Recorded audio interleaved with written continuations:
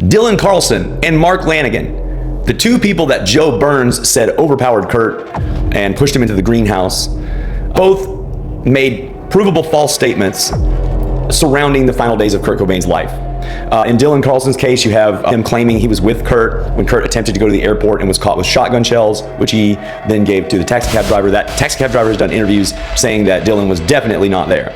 It would also be hard to understand how Dylan would even know that happened, given that it did happen. Only Kurt and the taxi cab driver were there. Ostensibly, we don't know that Kurt would have ever talked to Dylan, according to the official narrative, after that.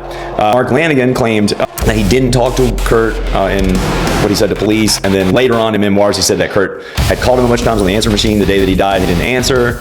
Mark Lanegan also falsely claimed that he was with Tom Grant and Dylan Carlson the day that on, I think it was April 7th, when Kurt would have already been dead. They were at the Lake Washington house. They did not check the greenhouse that day, which is why they didn't notice Kurt would have already been dead.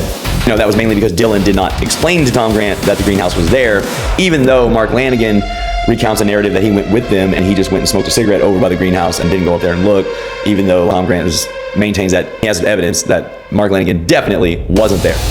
We have also another suspicious sounding story where Mark Lanegan says he saved Kurt from an overdose a couple of weeks before all this. But yeah, so there's some shady statements coming from those two characters. Not a lot of, a lot of things where they say one thing and then a receipt or another person's narrative doesn't agree with it surrounding those final days of Kurt's life. Also, the days immediately after. What do you think? Should they reopen the case? Should they begin getting some statements from some of these people that Joe Burns has mentioned?